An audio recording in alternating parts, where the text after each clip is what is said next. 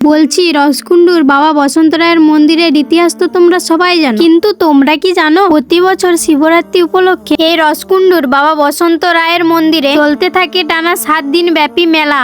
সেই মেলা তোমাদের ঘুরে দেখাবো না তা কি কখনো হয়? এই মন্দিরের প্রতিষ্ঠা কিন্তু বহু প্রাচীন কালে, আর তখন থেকেই শিব ভক্তদের অবিরাম একদম সমাগম বলতে পারো। বিশেষ করে মহাশিবরাত্রি রাতে এই বসন্ত রায়ের মন্দিরে হাজার হাজার ভক্ত উপবাস, জাগরণ এবং জলা অভিষেকের মাধ্যমে ভগবান শিবের উপাসনায় মগ্ন হয়ে ওঠে। বিশ্বাস করা হয় এই মন্দিরে ভক্তি ভরে প্রার্থনা করলে মহাদেব নাকি তার সমস্ত মনোবাসনা পূর্ণ করে, আর সেই বিশ্বাসেই মাথায় জল নিয়ে স্বয়ং মহাদেবের মাথায় ঢালার জন্য এই মন্দির প্রাঙ্গণে উপস্থিত হয়ে কেউ আসছেন দণ্ডি কেটে, কেউ বা আবার কাঁধে বাঘ নিয়ে। আর এই শিবরাত্রিতে প্রত্যেক বছর এই জায়গা এইভাবেই ভরে ওঠে, কারণ টানা 7 দিন ধরে চলতে থাকে সুন্দর একটি মেলা, যেখানে চলতে থাকবে এই মঞ্চতে বিভিন্ন শিল্পীদের নিত্য নতুন অনুষ্ঠান, সাথে থাকছে কেনাকাটার বিভিন্ন সরঞ্জাম। আর রসকুন্ডুর এই মেলাটি এতটাই বড় যে তুমি হাতে সময় না নিয়ে আসলে পুরোটা ঘুরতেই পারবে না। মেলাটা তো এখনো প্রায় 5-6 দিন রয়েছে।